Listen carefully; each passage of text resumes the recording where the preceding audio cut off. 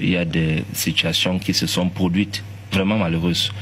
Nous avons connu des moments où, des situations, tant pour moi, où les militants, certains militants zélés du PCRN ont arrêté les militants et sympathisants du MRC lors des marches pacifiques du 22 septembre 2020 pour les remettre entre les mains des forces de maintien de l'ordre. À la cité SIC, ça s'est produit, avec pour motif que les Bamlékés ne vont pas venir marcher ici dans notre quartier de Bassar. Donc ce sont des situations malheureuses. Et ce sont des militants bien identifiés du PCRN qui ont posé ça à date. Donc je ne voudrais pas qu'on entre dans ce genre de choses aujourd'hui. Mon frère Melingue, qui à chacune de ses prises de parole, c'est Kamto, MSC, Kamto, MSC. Non, je ne veux pas entrer dans ça. Kapalibi est d'abord, en tant que président de parti politique, c'est un honorable, c'est un député de la nation et c'est mon frère, pour qui j'ai beaucoup de respect. Je n'entrerai jamais dans ces joutes verbales. Mais lui-même, il sait, ce Melingue sait qu'il y a des situations qui se sont produites vraiment malheureuses. Nous avons connu des moments où, des situations, tant pour moi, où les militants, certains militants zélés du PCRN ont arrêté les militants et sympathisants du MRC lors des marches pacifiques du 22 septembre 2020 pour les remettre entre les mains des forces de maintien de l'ordre. À la cité SIC, ça s'est produit, avec pour motif que les Bamlékés ne vont pas venir marcher ici dans notre quartier de Bassar. Donc ce sont des situations malheureuses. Et ce sont des militants bien identifiés du PCRN qui ont posé ça à date. Donc je ne voudrais pas qu'on entre dans ce genre de choses aujourd'hui. Ce qui est important, non, mais il fallait préciser cela. Non, okay. Pas fondé, donc ce que je veux dire, c'est que moi je suis souvent mal à l'aise sur un plateau lorsque, au lieu qu'on essaye de faire front commun pour combattre l'ordre de 82 qui nous a privés de tout, qui fait souffrir les Camerounais. Le Cameroun souffre énormément. Et donc, lorsque nous sommes sur un plateau de télévision, en tant qu'opposition, honnêtement, on n'a pas à se tirer dessus. On a un seul adversaire politique, pas ennemi. Parce que ce sont des paroles qui font que la situation s'exacerbe. Le RDPC est notre adversaire politique. Nous avons un combat idéologique. Parce que le combat politique est tout d'abord et avant tout idéologique.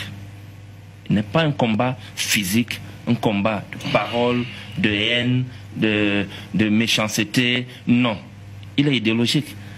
Et je suis d'accord avec professeur Koyok lorsqu'elle dit qu'effectivement les partis politiques n'ont pas d'idéologie. Mais en même temps, elle se tire une balle dans le pied parce que lorsqu'elle le dit, ça veut dire que le MINAT ne fait pas son travail. On ne peut pas légaliser un parti politique qui n'a pas d'idéologie dans ses statuts. Il faudrait que ce parti politique soit capable de démontrer clairement son idéologie avant qu'il ne soit légalisé.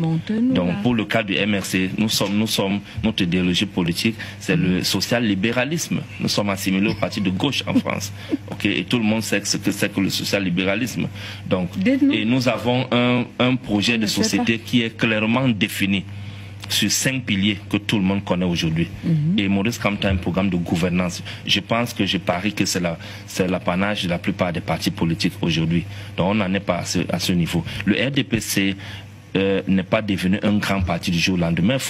Il faut rappeler l'historique que c'est un parti politique qui a hérité de la fondation posée par l'UNC, qui pendant des décennies a été imposé au Camerounais comme parti unique. C'est l'UNC qui a muté pour devenir le RDPC, avec tous les moyens de l'État qui sont mis à sa disposition, afin qu'aujourd'hui ce parti puisse être considéré comme un grand parti politique. Mais ce grand parti politique, il ne faut pas oublier, il faut rappeler toujours, questionner l'histoire, a été sérieusement mis en difficulté lors des élections présidentielles de 1992, dont tout le monde le dit sans embâche et sans aucune intention de nuire que c'est Ni John Fundi qui l'avait gagné avec l'Union pour le changement. il y a des partis politiques tels que, à part le SDF, il y a des partis tels que l'UNDP, qui avait remporté un grand nombre de sièges à l'Assemblée nationale à cette période.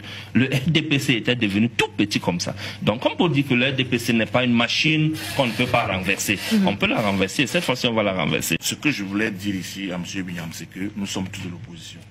Mais le problème du tribunal est une gangrène, c'est un cancer qui mine la société et qui ne regarde pas l'appartenance politique. Vous comprenez? Et maintenant, s'il faut normalement le résoudre, il faut le faire sans embâche. C'est pour cela que je tenais donc à lui dire ceci. Le combat, c'est-à-dire que la vie chère, la souffrance des Camerounais, c'est-à-dire que c'est au gouvernement qu'on s'adresse. Mais maintenant, lorsqu'il s'agit des problèmes tels que le tribalisme et autres, nous nous adressons à la société tout entière. Vous comprenez? Ce n'est que dans ce sens-là que j'attirais son attention. Pour lui dire que non, il ne faudrait pas qu'on fasse comme ça, c'est la cachette de l'Autriche. C'est-à-dire que cacher sa tête, croyant qu'on s'est tiré d'affaire, non. La réalité ici, c'est que le problème du tribalisme est entretenu par beaucoup d'hommes politiques, n'est-ce pas? Et je l'ai même dit, c'est-à-dire qu'il y en a qui le font un peu trop. C'est pour ça que j'ai eu à lui dire, et ça aussi il le sait. C'est-à-dire on ne peut pas se mettre à tout dire ici sur le plateau.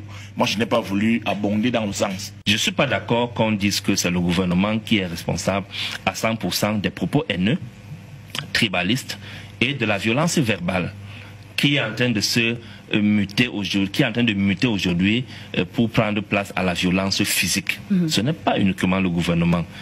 On doit questionner tous les acteurs de la société, que ce soit les ménages, les foyers, que ce soit les enseignants, tous ceux qui jouent le rôle d'encadreur, que ce soit les leaders d'opinion. Les leaders d'opinion viennent de tous les bords. Ils peuvent être des leaders d'opinion politiques, peuvent être des leaders d'opinion de la société civile, ils peuvent être des leaders d'opinion du gouvernement, parce qu'effectivement, vous allez voir, par exemple, il y a des membres du gouvernement qui tiennent pour les propos du genre, quand on cherche la bagarre, on ne doit pas porter les yeux sur la tête.